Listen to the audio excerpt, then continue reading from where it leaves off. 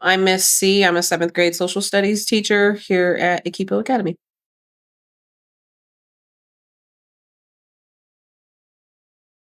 In my career, the most challenging interview situation that I've had so far was for launching my financially lit platform. At the end of last year, my previous school had our executive director told us about something called the Big Idea Challenge, which was launched by Andre Agassi a couple of years ago, and he was like, "I think what you're up to, like, you can really make an impact. So try and go for it." So I had like 6 days to write a couple of like 500-word essays on different pieces of my program, and then had to do a 1-minute video to try and get everything that I had been developing down to just like a 1-minute snippet. So that was due in June. And then in July, we got the email back that like you've been selected as a semifinalist. And then like the real work started because then we had to like really put it all together because in October, we were going to have a judging panel and stuff like that where you had to like present everything um and so for me during the interview and the panel and stuff like that once we were in October, I had a little circle with my second period before I left here, and when they gave me good energy and stuff, and then went and talked to them, and I found that I was I struggled with me being the person that was presenting things, um, and found that as I was going through the questions and they're asking me like hard questions, but I knew the answers because I know my product and stuff like that.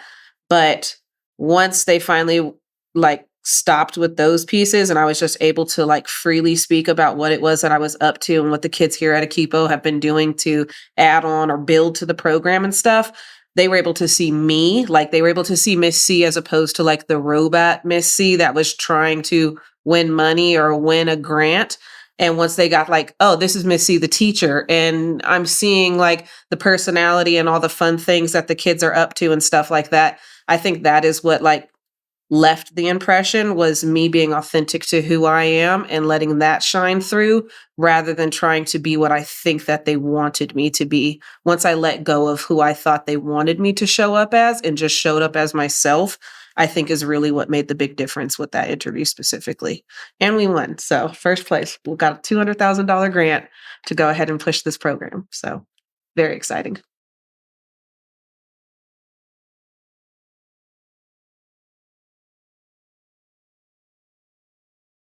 Honestly, I think that I try and go against the grain often.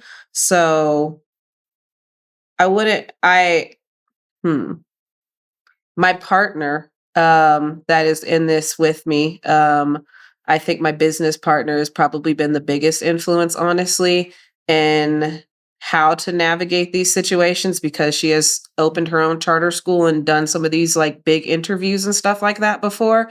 But I think even in that, that's when I was robotic and trying to be who my mentor told me to be. I would be so stuck in my head that I was unable to allow the authentic, like, Miss C to shine through, and once I finally just said, "Forget, like, all of that and just be you," because being you is what's gotten you this far anyway, is again, like, why I think that I was able to, like, win and push myself over the edge was me being authentically me as opposed to like who my mentor said I needed to show up as and don't overspeak this and don't talk too much into that. And in my mind, I was too busy filtering every single thing that I said towards those voices in my head and like the committee of like, don't do this, don't share too much, don't over, blah, blah, blah. And eventually, like, I was just like, ugh, and once I was able to just say, whatever, like, they're going to take it or they're not, like, I've still made it this far at this point. Um, and then I was authentically me and showed up and was able to be like great in that moment.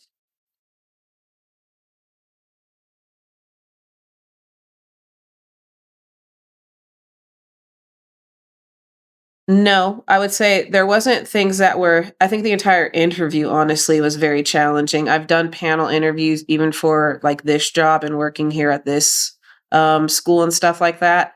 So the panel part wasn't hard, but just the intensity of it and like what was at stake, I think just added a level of like, you got to get this right. Um, but they prepared us with like, we had like a luncheon and they prepared us with what you need to be able to be successful. And they really didn't ask too many questions that I didn't have the answer to. Um, and so I think in that, if you know who you are as you're marketing yourself and you stay true to that, and or like in my case, marketing my product, but it's something that I've developed for the last 5 years, I know the ins and outs of that. And when I can speak honestly and passionately about the things that I'm up to, like even if it does cause a moment of pause to think of the answer that I want to give, I still know myself and I know my product better than anybody else can.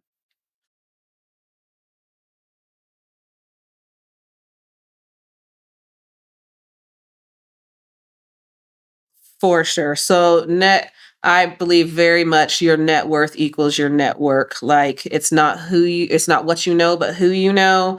Um, Even with getting this job, my old ED was like, yeah, sure. You want to work at a Keepo? Let me go ahead and call Mr. Sacco and put you guys on a text message line. Like, and I wouldn't have even been able to have the in had I not known him. He was the principal of my little brother's school. Like when I was ready to transition out of the district, it was literally one phone call and it was, yeah, Missy, we've been waiting for you like since we opened our school. Come on over. And so I think in those, that plugged me in with who is now my business partner. She was the elementary director for Nevada Prep. And like, so we were able to just being able to have conversations, put yourself out there and be confident in like who you are presenting as and what you're presenting and that being authentic. So like I had said about like the mentors and stuff like that, me trying to present as something that was inauthentic to me and be who they said I needed to be in this space was the challenge for me. Me just saying, okay, I'm going to be like me and let that show up and the right people will gravitate to me and the people that are not meant to be for me will, find other people. And I've trusted that everything works like in divine timing. Everything is going to work out in every setback and every meeting, every encounter, everything is always exactly as it's supposed to be at the right time. I believe fully that I only went and worked at Nevada Prep just to meet that one person that is now supporting me and being able to expand my business from something Miss C does in her class to something that could be a national brand for financial literacy education. I've always seen that, like, oh, this is my $1 million teacher idea. But me by myself, I got myself to where I was able to push it into an entire school. And we had a whole financial literacy token economy at Nevada Prep that the kids and the teachers bought into, and it was great. Um, but I still needed to be there in order for it to happen. Like the steps that I get to take next with having my partner Beyonce with me is going to take it to where I don't need to be in the school. I don't need to be in the classroom. And now I have an attachment to her entire network. And I have an attachment to Mr. B's network. And now I have an attachment to Mr. Sacco's network. And so as this expands and it gets better, I'm able to tap into all the different spaces as long as I'm making sure that I'm being authentic and they're bought into who I authentically am, then everything else works out. And I think for like students, you never know which teacher is going to be the person you need to write a recommendation for you. You never know who teachers know, like, oh, you want to be this? Actually, my cousin does that. Let me plug you in. Like, you never know exactly which person is going to make a difference. So, making sure that how I do anything is how I do everything, and that I'm going to show up as my best self, or at least try to show up as the best representation of myself in all environments. So that way, people leave with a positive, like, uh, perspective about me. So that way, when they do speak my name in rooms that I'm not in, it's opening doors for me that I didn't even know existed yet.